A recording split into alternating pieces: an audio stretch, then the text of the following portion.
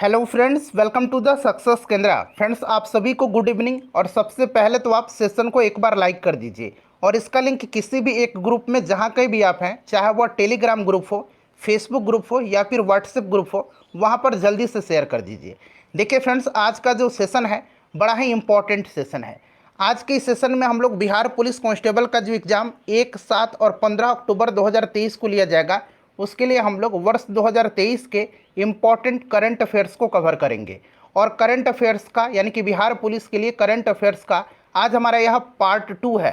Already मैंने आपको part 1 cover करा दिया था, जिसमें हम लोगों ने टॉप 100 इम्पॉर्टेंट करंट अफेयर्स के क्वेश्चंस को बिहार पुलिस एग्जाम के लिए कवर किया हुआ है।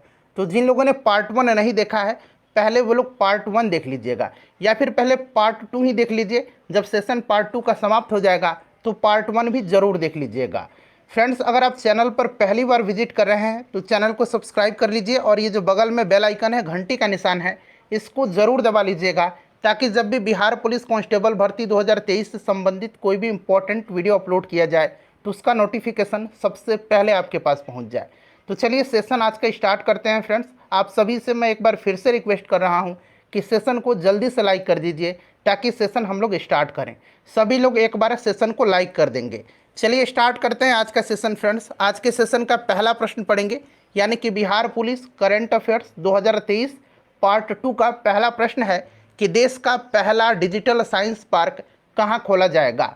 सभी लोगों को लाइव चैट में आंसर कमेंट करना है। मेरे प्यारे भाई बहन, सबको आंसर कमेंट करना है और आप कोशिश करेंगे कि 5 से 7 सेकंड के बीच में आंसर कमेंट कर लेने के लिए, ताकि जितना जल्दी आप आंसर कमेंट करेंगे उतना ही जल्दी हम लोग सेशन को समाप्त भी कर लेंगे। तो सभी लोगों को आंसर कमेंट करना है। चलिए बताइएगा कि देश का पहला डिजिटल साइंस पार्क कहाँ खोला जाएगा। जहाँ भी पहला शब्द लग जाता है, प्रश्न अपने आप में महत्वपूर्ण बन जाता है। बताइए इसका राइट आंसर क्या हो जाएगा। तो देखिए फ्रेंड्स, देश का पहला डिजिटल साइंस पार्क जो है, यह केरल की राजधानी तिरुवनंतपुरम में खोला जाएगा। तो राइट आंसर यहाँ पर देखिए केरल हो जाएगा। इसका शिलान्यास जो है प्रधानमंत्री नरेंद्र मोदी जी ने किया है, इसे भी आप ध्यान रखेंगे। चलिए दूसरा प्रश्न करेंगे, और करंट अफेयर्स का पार्ट 2 है हमारा आज। अगर आपने पार्ट 1 को नहीं देखा है तो पार्ट 1 को भी जरूर देख लीजिएगा। उसमें 100 महत्वपूर्ण करंट अफेयर्स के प्रश्नों को हम लोगों ने कवर किया हुआ है, जो बिहार पुलिस के दृष्टिकोण से बड़ा ही महत्वपूर्ण है। चलिए दूसरा प्रश्न पढ़िएगा कि जल शक्ति मंत्रालय की जल स्रोतों की गणना की रिपोर्ट के अनुसार किस राज्य में सर्वाधिक जल स्रोत हैं। बताइए इसका राइट आंसर क्या हो जाएगा। अच्छा, भारत में अगर पूछा जाए कि भारत में जल स्रोत के प्रमुख स्रोत क्या है, तो भारत में जल स्रोत के प्रमुख स्रोत जो है ये तालाब है। क्या है फ्रेंड्स? तालाब है। इसे भी आप जरूर ध्यान रखिएगा। और देखिए, जल शक्ति मंत्रालय की जल स्रोतों की गणना की रिपोर्ट के अनुसार किस राज्य में सर्वाधिक जल स्रोत है, तो याद रखिएगा पश्चिम बंगाल। पश्चिम बंगाल, उसके बाद उत्तर प्रदेश। मैं यहाँ पर लिख देता हूँ पश्चिम बंगाल, उसके बाद उत्तर प्रदेश, उसके बाद आंध्र प्रदेश, उसके बाद आंध्र प्रदेश, फिर उसके बाद उड़ीसा, उसके बाद ओडिशा, उसके बाद असम। ठीक है, तो ये क्रम आप याद रखिएगा। सबसे ज़्यादा अगर पूछेगा तो पश्चिम बंगाल में। चलिए तीसरा प्रश्न कर लेंगे। और फ्रेंड्स, एक बार प्लीज़ सेशन को लाइक कर दीजिए। दिन भर मैं आपके लिए मेहनत करता हूँ, मैं इंपॉर्टेंट कंटेंट आपके लिए इकट्ठा करता हूँ, कलेक्ट करता हूँ और फिर मैं आपके लिए लेकर के आता हूँ। प्लीज़ फ्रेंड्स, एक बार सेशन को सभी लोग लाइक कर दीजिए। देखिए तीसरा प्रश्न पढ़िएगा। सारे के सारे महत्वपूर्ण करंट अफेयर्स ही मैं आपको कवर करवा दूंगा। वैसे तो करंट अफेयर्स का बहुत ही एक लंबा यहाँ पर स्रोत है और प्रश्नों की संख्या तो असंख्य हो जाएगी, लेकिन उतना पढ़ना पॉसिबल नहीं है। जो इम्पोर्टेंट है वही हम लोग कवर करेंगे। चलिए, 68वीं फिल्म फेयर अवार्ड 2023 में सर्वश्रेष्ठ अभिनेता का अवार्ड किसको दिया गया है। चलिए बताइएगा, 68वीं फिल्म फेयर अवार्ड 2023 में सर्वश्रेष्ठ अभिनेता का अवार्ड किसको दिया गया है। अच्छा चलिए यहाँ पर देखिएगा, अगर हम बात करें सर्वश्रेष्ठ फिल्म का अवार्ड किसको दिया गया है, तो सर्वश्रेष्ठ फिल्म का अवार्ड इसमें गंगूबाई को दिया गया है। किसको दिया गया है?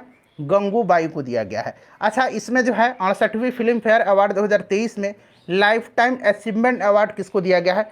Life time achievement award Prem Chopra को दिया गया है। ठीक है, इसको भी आप ध्यान रखिएगा, प्रेम चोपड़ा को। इसमें बेस्ट डायरेक्टर का अवार्ड संजय लीला भंसाली को दिया गया है। बेस्ट प्लेबैक सिंगर मेल का अवार्ड अरिजीत सिंह को दिया गया है और बेस्ट प्लेबैक सिंगर फीमेल का अवार्ड कविता सेठ को दिया गया है। सर्वश्रेष्ठ अभिनेता का अवार्ड जो है इसमें किसको दिया गया है, तो राजकुमार राव को दिया गया है। सर्वश्रेष्ठ अभिनेत्री पूछेगा तो ये आलिया भट्ट को दिया गया है। इन सभी पॉइंट्स को आप फ्रेंड्स ध्यान रखिएगा, कहीं से भी प्रश्न बनेगा तो आप बना दीजिएगा एग्जाम में। चलिए नेक्स्ट क्वेश्चन है हमारा, अगला प्रश्न है कि सूडान में फंसे, देखिए सूडान में फंसे भारतीयों की सुरक्षित वापसी के लिए भारत सरकार ने कौन सा ऑपरेशन शुरू किया है। कुछ ऑपरेशंस मैं आपको बता रहा हूं, उनको आप ध्यान रखिएगा। देखिए ऑपरेशन गंगा पूछा जाएगा। ऑपरेशन गंगा किससे संबंधित है, तो यूक्रेन में जो युद्ध चल रहा था उससे वापस भारतीयों को निकालने के लिए, ठीक है। एक ऑपरेशन देवी शक्ति है, यहाँ पर देखिए ऑपरेशन देवी शक्ति है। ऑपरेशन गंगा मैंने आपको बता दिया। ऑपरेशन देवी शक्ति अफगानिस्तान में भारतीयों को वापसी के लिए चलाया गया था। ऑपरेशन दोस्त जो है ये तुर्की में जो भूकंप आया हुआ था उसमें जो है सहायता के लिए और भारतीयों की निकासी के लिए चलाया गया था। ऑपरेशन एक राहत है। ऑपरेशन राहत जो है ये 2015 में यमन से भारतीयों के बचाव के लिए चलाया गया था। कहाँ से, यमन से, ठीक है। तो इसको भी आप ध्यान रखिएगा। राइट आंसर इसका क्या हो जाएगा, सूडान में फंसे भारतीयों की सुरक्षित वापसी के लिए भारत सरकार ने कौन सा ऑपरेशन शुरू किया है, तो यह ऑपरेशन कावेरी है। क्लियर। चलिए अगला प्रश्न करेंगे। एक बार सभी लोग सेशन को लाइक कर दीजिए। देखिए भारत और किस देश के मध्य अभ्यास कोप इंडिया 2023 आयोजित किया गया है। भारत और किस देश के मध्य अभ्यास कोप इंडिया 2023 आयोजित किया गया है। चलिए बताइएगा राइट आंसर इसका क्या हो जाएगा। तो देखिए कोप जो है यह भारत और अमेरिका के बीच का युद्धाभ्यास है, भारत और अमेरिका के बीच में, ठीक है। इसका आयोजन जो है भारत में हुआ था। इसका आयोजन कलाईकुंडा, पानागढ़ और आगरा में किया गया था, ठीक है। तो जगह तो आपसे नहीं पूछा जाएगा, सिर्फ पूछा जाएगा कि कोप इंडिया किसके बीच का सैन्याभ्यास है, युद्धाभ्यास है, तो ये भारत और अमेरिका के बीच का। नेक्स्ट क्वेश्चन कर लेंगे। छठा प्रश्न है कि हाल ही में प्रकाश सिंह बादल का निधन हो गया, वह किस राज्य के मुख्यमंत्री रहे हैं। तो देखिए प्रकाश सिंह बादल जी जो थे ये 5 बार पंजाब के मुख्यमंत्री रहे थे। 5 बार ये पंजाब के मुख्यमंत्री रहे थे। इनका संबंध किस पार्टी से था, तो शिरोमणि अकाली दल, याद रखिएगा शिरोमणि अकाली दल, शिरोमणि अकाली दल, ये भी आपसे प्रश्न पूछा जा सकता है, शिरोमणि अकाली दल, ठीक है। चलिए अगला प्रश्न कर लेंगे। नेक्स्ट क्वेश्चन है हमारा कि ऑस्ट्रेलिया का सर्वोच्च नागरिक सम्मान ऑर्डर ऑफ ऑस्ट्रेलिया से किसे सम्मानित किया गया है। सभी लोग एक बार सेशन को लाइक कर देंगे। चलिए लगाइए इस प्रश्न को और इसका आंसर फटाफट कमेंट करिए लाइव चैट में। सबको आंसर कमेंट करना है और सेशन को ध्यानपूर्वक देखिए, ठीक है। प्रश्न अगर बनेंगे तो करंट अफेयर्स के यहीं से बनेंगे। मैंने जो 2 सेशन कराया हुआ है वहीं से प्रश्न बनेंगे। चलिए बताइएगा ऑस्ट्रेलिया का सर्वोच्च नागरिक सम्मान ऑर्डर ऑफ ऑस्ट्रेलिया से किससे सम्मानित किया गया है। तो फ्रेंड्स यह सम्मानित किया गया है रतन टाटा जी को। रतन टाटा राइट आंसर हो जाएगा। अच्छा याद रखिएगा 2008 में रतन टाटा को जो है पद्म विभूषण से भी सम्मानित किया जा चुका है। पद्म विभूषण से भी इनको 2008 में सम्मानित किया जा चुका है। इसे भी आप साथ साथ याद रखिएगा। चलिए उसके बाद नेक्स्ट क्वेश्चन है हमारा कि सलोखा योजना किस राज्य से संबंधित है। सलोखा योजना किस राज्य से संबंधित है, बताइए इसका करेक्ट आंसर क्या होगा। देखिए सलोखा योजना जो है ये महाराष्ट्र से संबंधित है। महाराष्ट्र में भूमि विवाद को कम करने के उद्देश्य से महाराष्ट्र सरकार के द्वारा इसे लॉन्च किया गया है, भूमि विवाद को कम करने के लिए, ठीक है।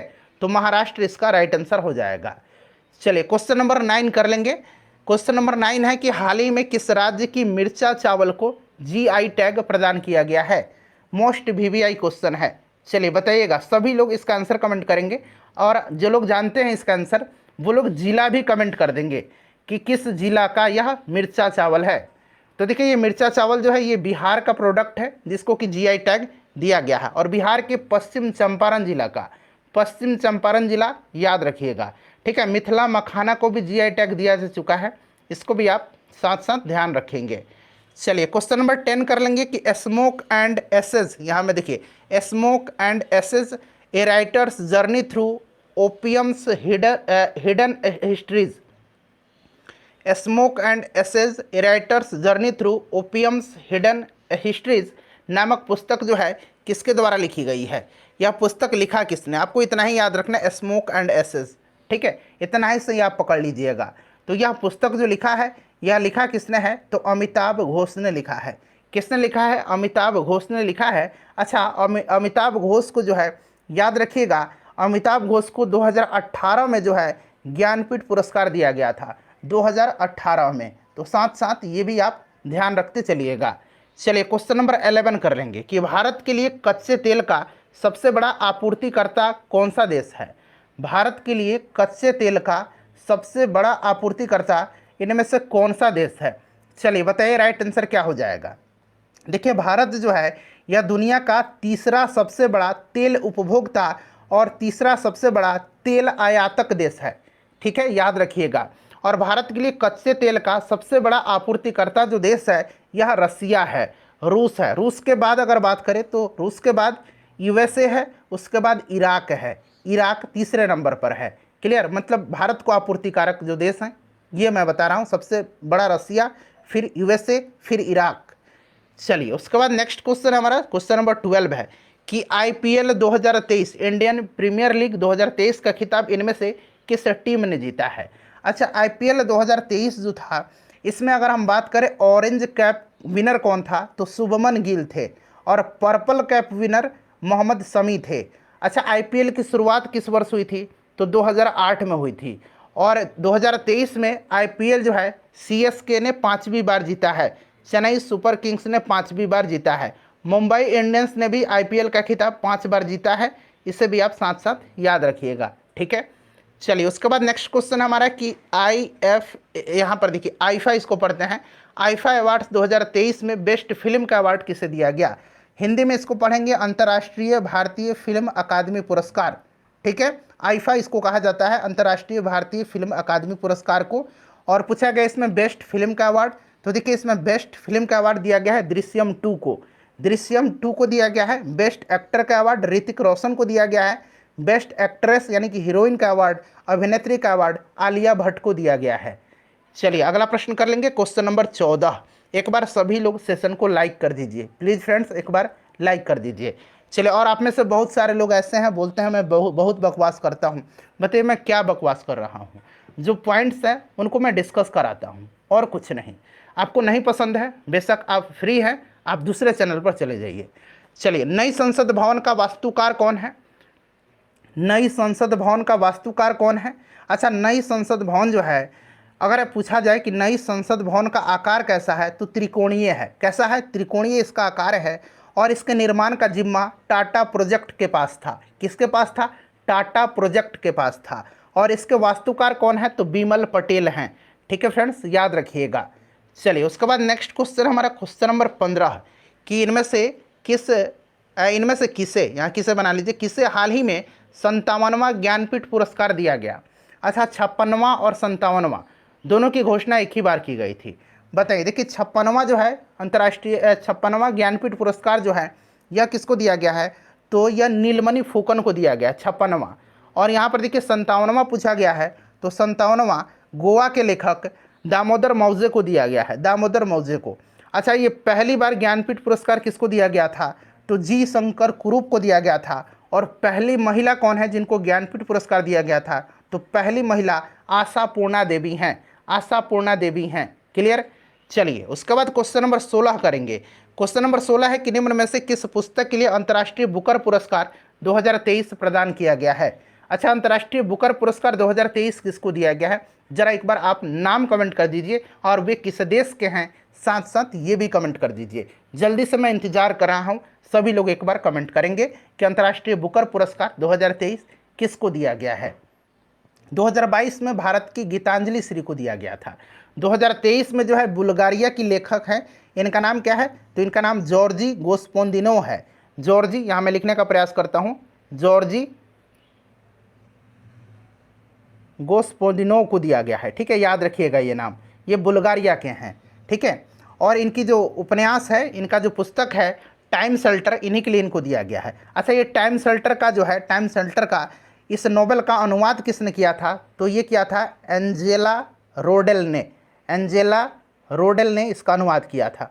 तो साथ साथ ये भी आप ध्यान रखते चलिए। चलिए उसके बाद देखिएगा कि तीसरा, देखिए ये तीसरा खेलो इंडिया यूनिवर्सिटी गेम्स है। तीसरा खेलो इंडिया यूनिवर्सिटी गेम्स का आयोजन किस राज्य में किया गया? चलिए बताइएगा, सभी लोग इसका आंसर कमेंट करेंगे।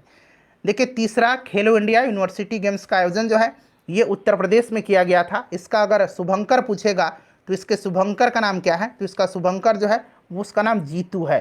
क्या है? जीतू है। अच्छा, इसमें पदक तालिका में सबसे ऊपर कौन रहा था तो इसमें पदक तालिका में प्रथम स्थान पर कौन रहा था तो याद रखेंगे फ्रेंड्स, ये रहा था पंजाब यूनिवर्सिटी।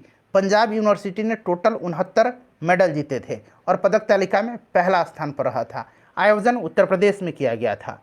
चलिए 18 नंबर प्रश्न है कि 49वां G7 शिखर सम्मेलन का आयोजन कहाँ किया गया। 49वां G7 शिखर सम्मेलन का आयोजन कहाँ किया गया, चलिए बताइएगा राइट आंसर क्या हो जाएगा। अच्छा, G7 में टोटल 7 देश हैं, कौन कौन से हैं, तो इन 7 देशों का नाम जरा उंगली पर काउंट करिए। Canada, France, Germany, Italy, Japan, Britain और यूएसए। क्लियर हो गया, 7 देश हैं। और इसका जो 49वां G7 का शिखर सम्मेलन था ये जापान में हुआ था, हिरोशिमा में।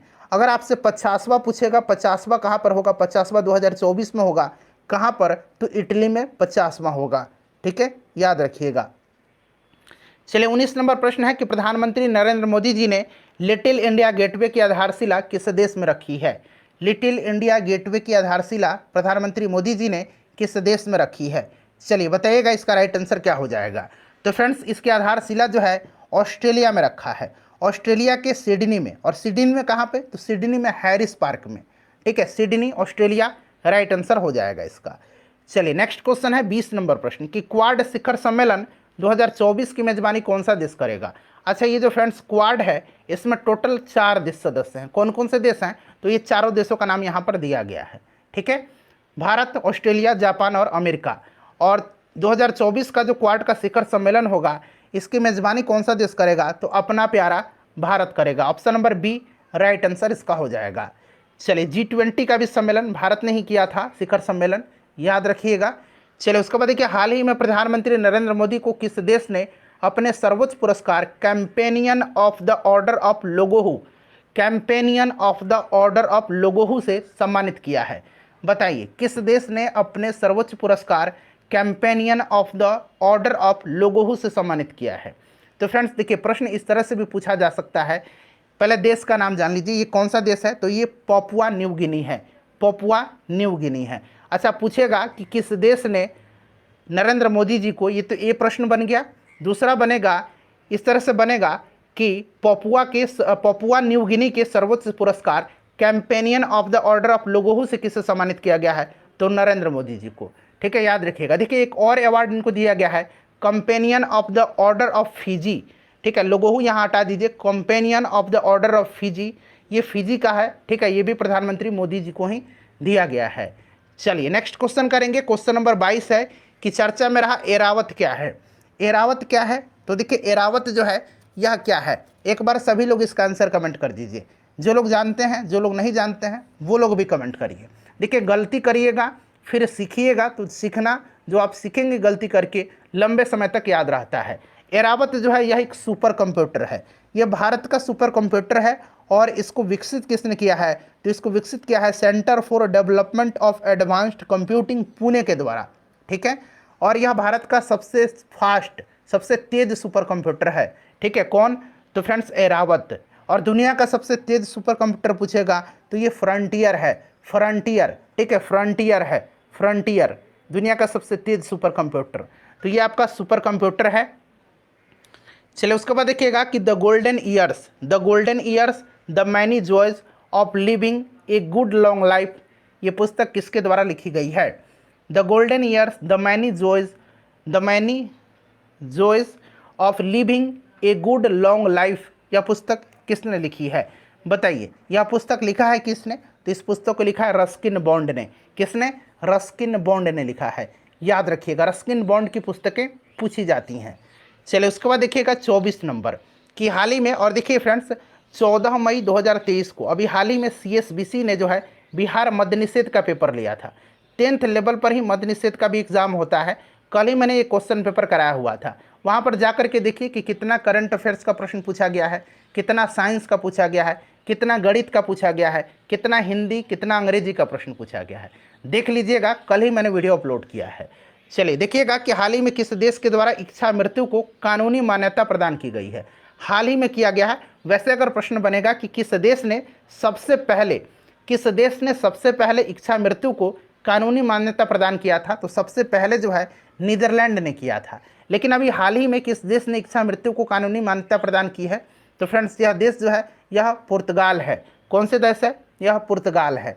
ठीक है, पहला देश पूछेगा तो नीदरलैंड याद रखिएगा।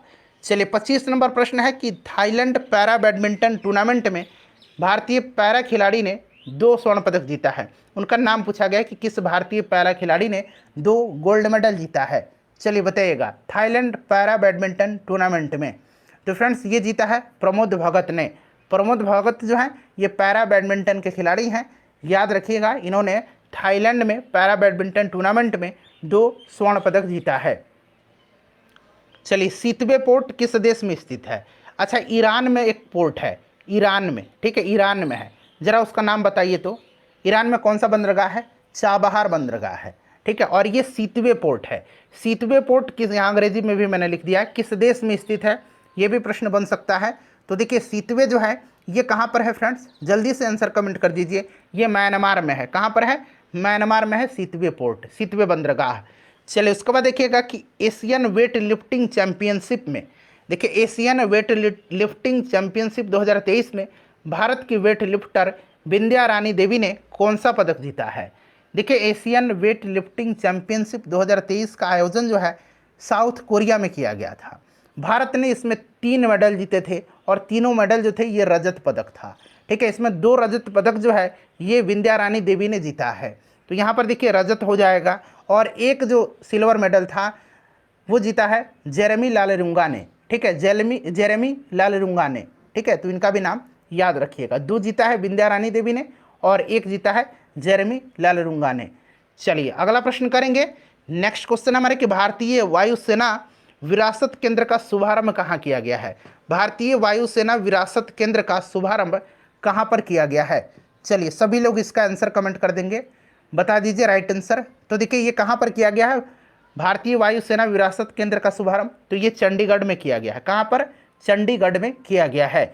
चलिए नेक्स्ट क्वेश्चन लगाइए कि Draupadi Murmu from tribal hinterlands to Raisina Hills नामक पुस्तक किसके द्वारा लिखी गई है? Draupadi Murmu from tribal hinterlands to Raisina Hills नामक पुस्तक के लेखक कौन हैं? चलिए बताइएगा। इंपॉर्टेंट बुक है क्योंकि ये राष्ट्रपति द्रौपदी मुर्मू जी पर लिखी गई है। किसने लिखा है इस पुस्तक को? Draupadi Murmu from tribal hinterlands to Raisina Hills. तो इसको लिखा है कस्तूरी रे ने। किसने लिखा है?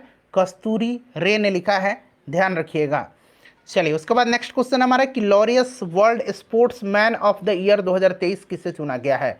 देखिए ये लॉरियस वर्ल्ड स्पोर्ट्स मैन भी चुना जाता है और स्पोर्ट्स वुमेन का भी चुना जाता है। तो इसमें जो है मैन पूछा गया है। Laureus world sports man of the year 2023 किसे चुना गया है?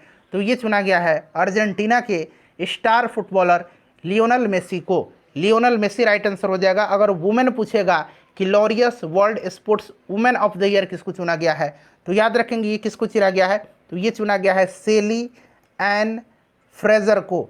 सेली एन फ्रेजर को चुना गया है। ये कहाँ की हैं? तो ये जमैका की हैं। कहाँ की हैं ये? तो ये जमैका की हैं। क्लियर? चलिए आगे बढ़ेंगे, क्वेश्चन नंबर 31 कर लेंगे। एक बार मैं सभी से अनुरोध कर रहा हूँ कि एक बार सेशन को लाइक कर दीजिए प्लीज़ फ्रेंड्स, लाइक कर दीजिए कम से कम, फ्री है लाइक, बिल्कुल आपका कोई चार्ज नहीं लगेगा। देखिए दोहा डायमंड लीग 2023 के जैवलिन थ्रो में नीरज चोपड़ा ने कौन सा स्थान प्राप्त किया है? दोहा डायमंड लीग, ठीक है, चलिए बताइएगा। दोहा डायमंड लीग 2023 के जैवलिन थ्रो में यानी कि भाला फेंक में नीरज चोपड़ा ने कौन सा स्थान प्राप्त किया है? कौन सा इन्होंने पदक जीता है? तो इसमें स्वर्ण पदक जीता है, इसने पहला स्थान प्राप्त किया है। ठीक है, चलिए विश्व प्रेस फ्रीडम इंडेक्स 2023 में भारत कौन सा स्थान पर है? विश्व प्रेस फ्रीडम इंडेक्स बताइए, विश्व प्रेस स्वतंत्रता सूचकांक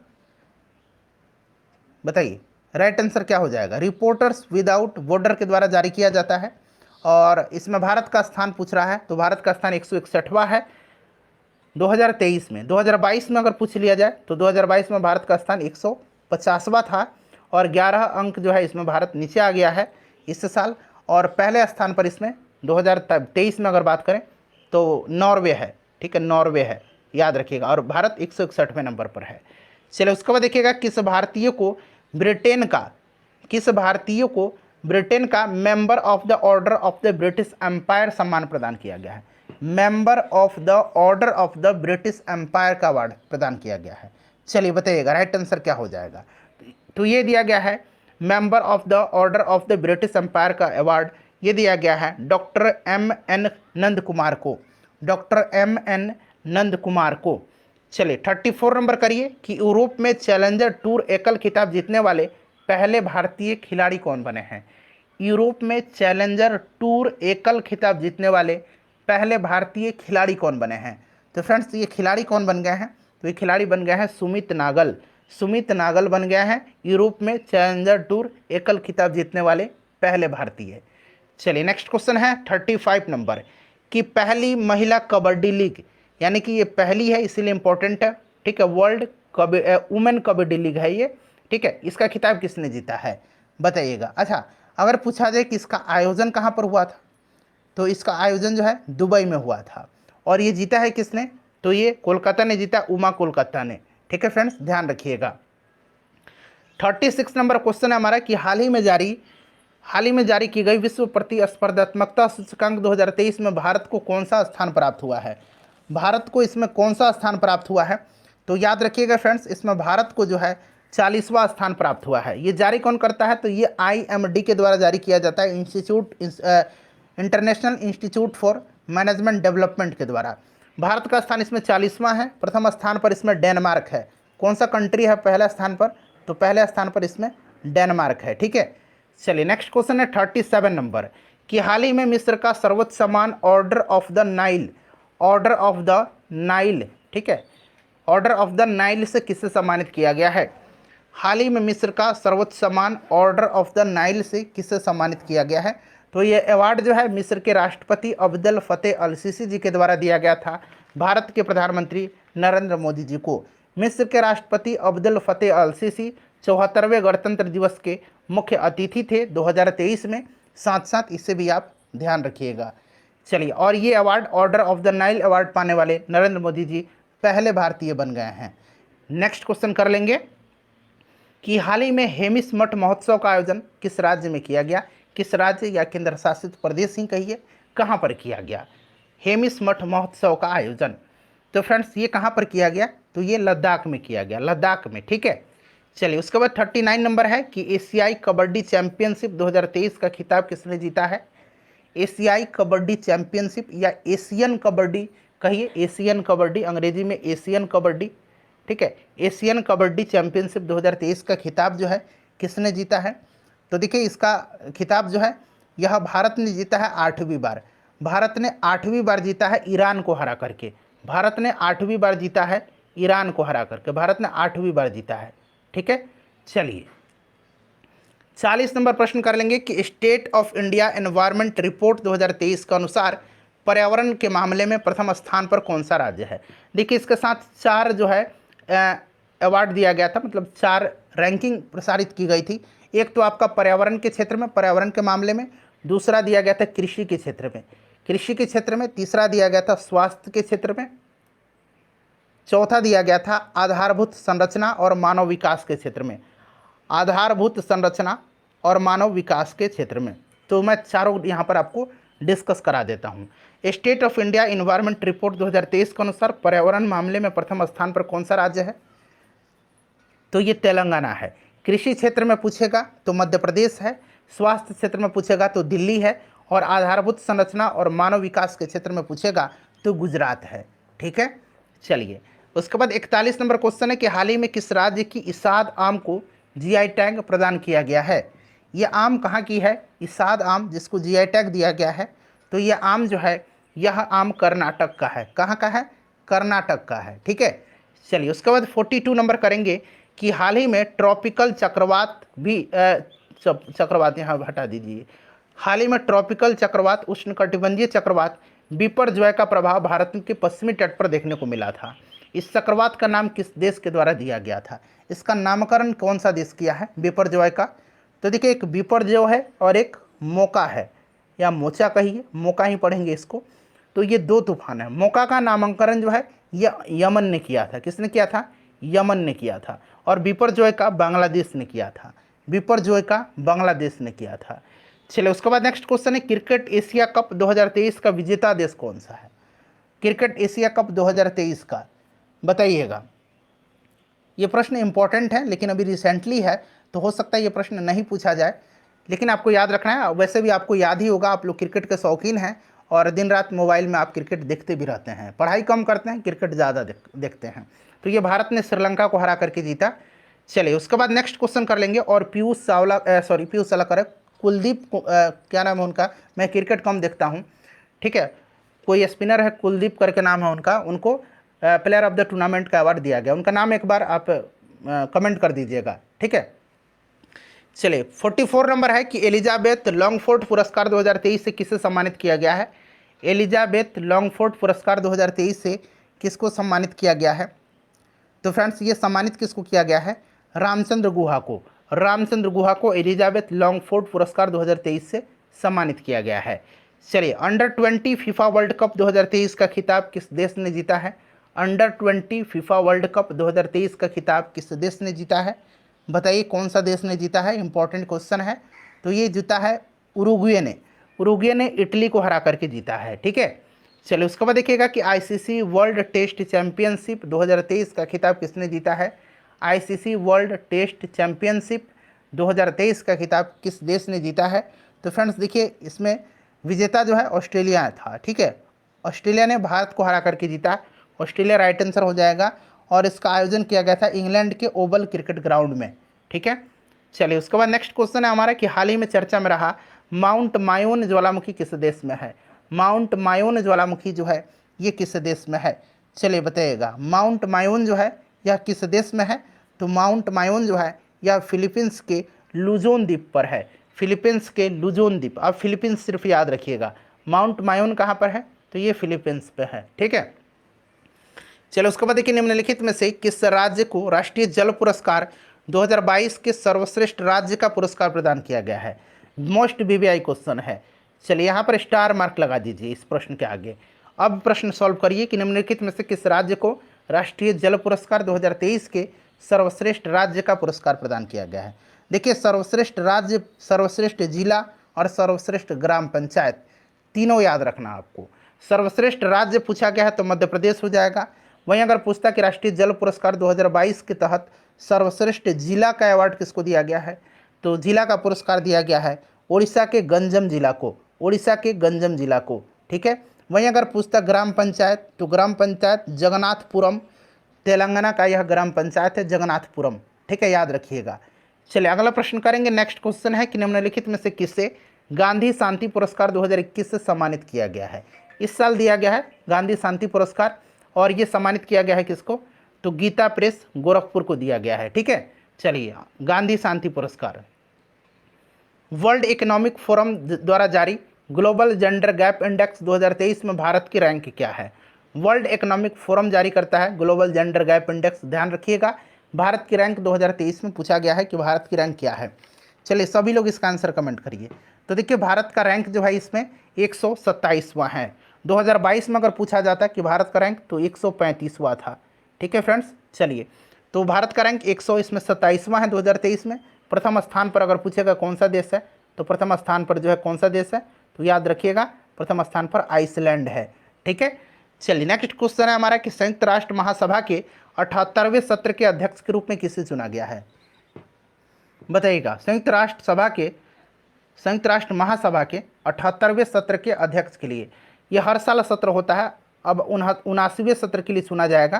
तो ये क्रम इसी प्रकार से चलता है, ठीक है। तो 78वें पूछा गया है तो ये डेनिस फ्रांसिस को चुना गया है, डेनिस फ्रांसिस को चुना गया है, ठीक है। चलिए उसके बाद नेक्स्ट क्वेश्चन है हमारा कि विश्व पर्यावरण दिवस 2023 का थीम क्या है। अच्छा, विश्व पर्यावरण दिवस मनाया कब जाता है, 5 जून के दिन प्रत्येक वर्ष विश्व पर्यावरण दिवस मनाया जाता है, ठीक है। और इसका थीम 2023 में क्या है, तो इसका थीम है सॉल्यूशंस टू प्लास्टिक पॉल्यूशन, ठीक है। वनली वन अर्थ 2022 का थीम था। 2023 का थीम क्या था, सॉल्यूशंस टू प्लास्टिक पॉल्यूशन, ठीक है। चलिए उसके बाद नेक्स्ट क्वेश्चन है कि मध्य प्रदेश की पहली सोलर सिटी के रूप में किसे विकसित किया जा रहा है, किसे यहाँ बना लीजिए, किसे विकसित किया जा रहा है। मध्य प्रदेश की पहली सोलर सिटी के रूप में किसे विकसित किया जा रहा है। तो देखिए ये सांची है, चूँकि सांची कर्क रेखा पर स्थित है इसीलिए इसको किया जा रहा है सांची, राइट आंसर हो जाएगा। चलिए सांची का स्तूप है, इसका निर्माण किसने करवाया था, अशोक ने करवाया था, ठीक है। चलिए नेक्स्ट क्वेश्चन है हमारा कि राज्य खाद्य सुरक्षा सूचकांक में पहले स्थान पर कौन सा राज्य रहा।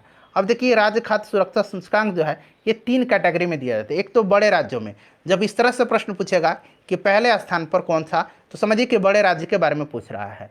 तो बड़े राज्यों में पहले स्थान पर कौन सा था, तो फ्रेंड्स यह जो था, यह कौन सा राज्य, केरल था। ठीक है, छोटे राज्य में पूछता तो छोटे राज्य में गोवा था, और केंद्र शासित प्रदेश में अगर पूछेगा तो जम्मू कश्मीर होगा।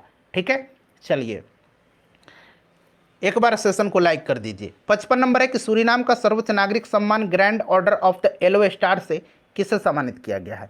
अच्छा, ये grand order of the yellow star जो है ये सूरीनाम का है, इसका सर्वोच्च सम्मान है, ये किसको दिया गया है, तो ये दिया गया है भारत की राष्ट्रपति, भारत की महामहिम द्रौपदी मुर्मू जी को। ठीक है फ्रेंड्स, ध्यान रखिएगा, और इसको प्राप्त करने वाली ये पहली भारतीय भी हैं, साथ साथ इसे भी याद रखिएगा, grand order of the yellow star से द्रौपदी मुर्मू जी को सम्मानित किया गया है, जो कि सूरीनाम का सर्वोच्च नागरिक सम्मान है। चलिए उसके बाद देखिएगा कि भारत की पहली अंतर्राष्ट्रीय क्रूज सेवा भारत और किस देश के मध्य प्रारंभ की गई है। भारत की पहली है, इसीलिए ये इम्पोर्टेंट है। भारत की पहली अंतर्राष्ट्रीय क्रूज सेवा भारत और किस देश के मध्य प्रारंभ की गई है, तो ये भारत और श्रीलंका के मध्य प्रारंभ की गई है। भारत और श्रीलंका के मध्य, श्रीलंका इसका राइट आंसर हो जाएगा। चलिए अगला प्रश्न है कि हाल ही में महाराष्ट्र सरकार द्वारा किस स्थान का नाम बदल करके अहिल्या देवी नगर करने की घोषणा की गई है।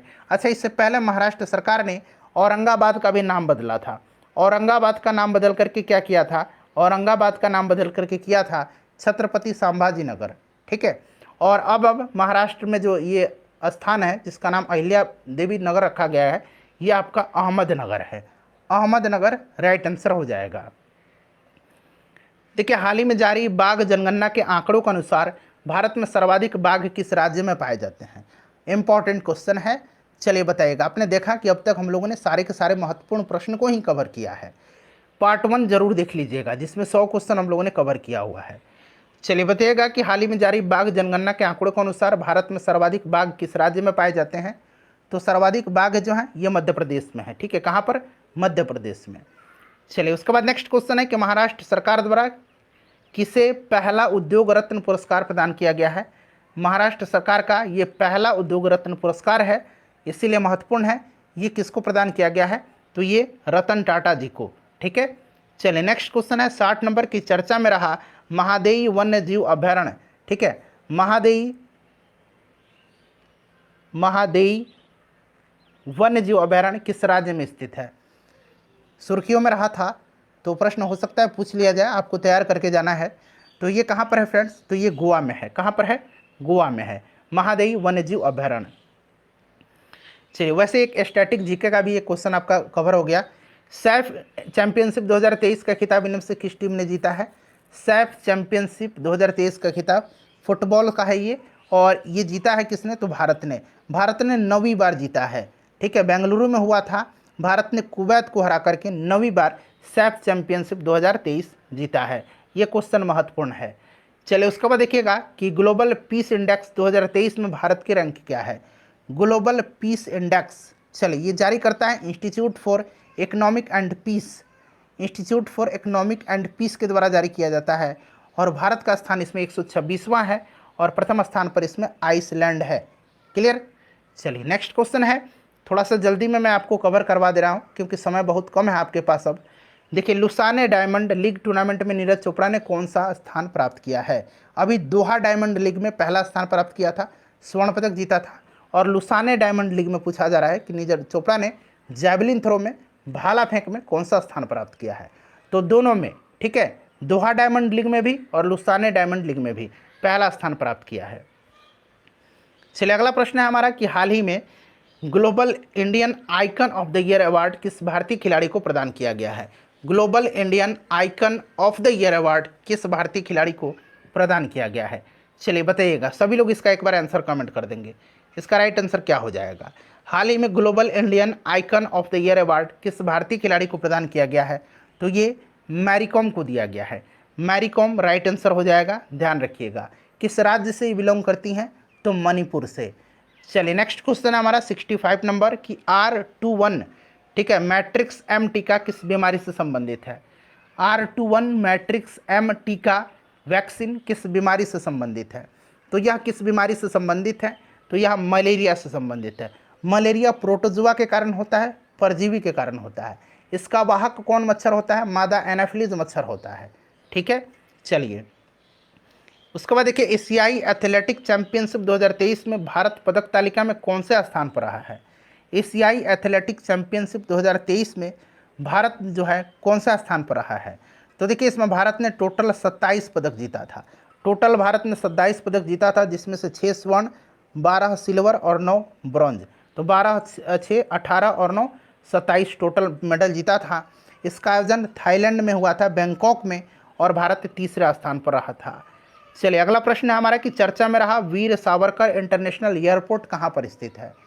वीर सावरकर इंटरनेशनल एयरपोर्ट कहाँ पर स्थित है? चलिए बताइएगा इसका राइट आंसर क्या होगा। तो फ्रेंड्स यह जो है ये कहाँ पर है? तो ये पोर्ट ब्लेयर में है। वीर सावरकर इंटरनेशनल एयरपोर्ट कहाँ पर है? तो फ्रेंड्स यह पोर्ट ब्लेयर में है। अगला प्रश्न करिए कि हाल ही में इसरो ने चंद्रयान 3 को इनमें से किस रॉकेट की मदद से सफलतापूर्वक लॉन्च किया है? चंद्रयान 3 का लॉन्चिंग डेट आप कमेंट करिएगा। लॉन्चिंग डेट बड़ा महत्वपूर्ण है, पूछा जा सकता है। ठीक है, चलिए चंद्रयान 3 को किस रॉकेट की मदद से सफलतापूर्वक लॉन्च किया था? तो ये GSLV Mark 3 है, जिसे LVM-3 के नाम से भी जाना जाता है। ठीक है, GSLV Mark 3, GSLV Mark 3, ठीक है, याद रखिएगा, या फिर LVM-3 भी इसको कहा जाता है। नाटो शिखर सम्मेलन 2023 का आयोजन कहाँ किया गया? नाटो का 31वां सदस्य देश कौन बना है? ये प्रश्न मैंने आपको करा दिया था, कौन सा बना है कमेंट करिए। तो 31वां नाटो का सदस्य देश, तो ये फिनलैंड बना। फिनलैंड की राजधानी हेलसिंकी है। याद रखिएगा नाटो की स्थापना 1949 में हुई थी। हेडक्वार्टर इसका बेल्जियम के ब्रुसेल्स शहर में है। और फ्रेंड्स नाटो का 2023 वाला सम्मेलन जो है ये कहाँ पर हुआ था? तो ये लिथुआनिया में हुआ था, लिथुआनिया में। ठीक है, चलिए अगला प्रश्न है हमारा कि हाल ही में किसे Grand Cross of the Legion of Honour यहां पर मान लीजिए से सम्मानित किया गया? तो ये किसको सम्मानित किया गया है? तो ये फ्रांस का पुरस्कार है और यह नरेंद्र मोदी जी को दिया गया। ठीक है, चलिए उसके बाद नेक्स्ट क्वेश्चन हमारा कि लोकमान्य तिलक अवार्ड 2023 से किससे सम्मानित किया गया? लोकमान्य तिलक अवार्ड 2023 से किससे सम्मानित किया गया? तो ये प्रधानमंत्री नरेंद्र मोदी जी को। चलिए उसके बाद नेक्स्ट क्वेश्चन है 72 नंबर के हाल ही में किस राज्य या केंद्र शासित प्रदेश के आजीविका मिशन को स्कॉच पुरस्कार से सम्मानित किया गया है? स्कॉच पुरस्कार से सम्मानित किया गया है किस राज्य या केंद्र शासित प्रदेश के आजीविका मिशन को? तो फ्रेंड्स यह जम्मू कश्मीर का है, जम्मू कश्मीर, याद रखिएगा, महत्वपूर्ण क्वेश्चन है, स्कॉच पुरस्कार से संबंधित प्रश्न बनता है। देखिए वर्ल्ड एथलेटिक चैंपियनशिप 2023 में गोल्ड मेडल जीतने वाले पहले भारतीय कौन बने हैं? अच्छा, ये जो वर्ल्ड एथलेटिक चैंपियनशिप 2023 है इसका आयोजन हंगरी की राजधानी बुडापेस्ट में किया गया था। हंगरी की राजधानी बुडापेस्ट में किया गया था, हंगरी की राजधानी बुडापेस्ट में। और वर्ल्ड एथलेटिक चैंपियनशिप 2023 में गोल्ड मेडल जीतने वाले पहले भारतीय नीरज चोपड़ा हैं। कौन है? नीरज चोपड़ा हैं। ठीक है, चलिए उसके बाद 74 नंबर क्वेश्चन है कि महिला फीफा फुटबॉल विश्व कप 2023 किसने जीता है? मोस्ट इंपॉर्टेंट क्वेश्चन है, ये महिला फीफा वर्ल्ड कप है और ये जीता है किस देश ने? तो यह देश कौन सा है? तो यह स्पेन जीता है। स्पेन ने इंग्लैंड को फाइनल में हरा करके जीता था। इसका आयोजन ऑस्ट्रेलिया और न्यूजीलैंड में किया गया था। स्पेन इसका राइट आंसर होगा।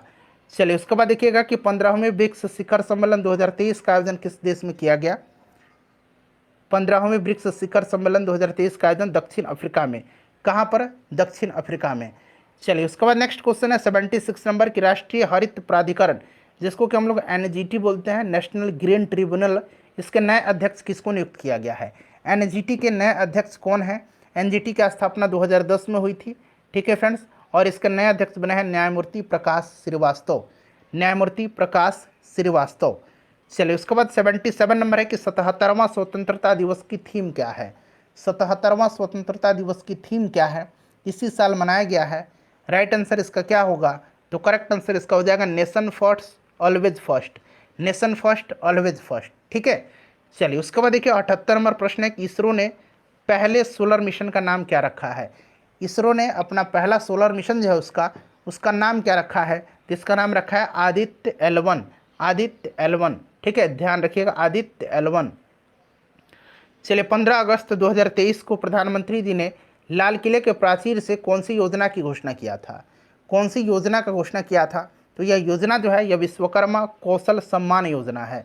ठीक है, चलिए उसके बाद देखिए 80 नंबर प्रश्न है कि हाल ही में किस राज्य के मैकुरांड आम को जीआई टैग दिया गया है? कहीं कहीं आपको इस तरह से मनकुरांड भी लिखा मिलेगा। ठीक है, तो मैकुरांड या मैनकुरांड पढ़िए। यह कहाँ का आम है? तो फ्रेंड्स ये आम जो है ये गोवा का है। तो देखिए पहले पार्ट में हमने 100 प्रश्नों को कवर किया और आज हम लोगों को पार्ट 1 में 100 प्रश्न और पार्ट 2 में हम लोगों ने 80 प्रश्नों को कवर किया। यानी कि टोटल मैंने करंट अफेयर्स का 2023 का 180 प्रश्नों को आपको कवर करा दिया है। सेशन को लाइक कर दीजिए सभी लोग, इसको शेयर कर दीजिए और पार्ट 1 ज़रूर देख लीजिएगा जिन्होंने नहीं देखा अब।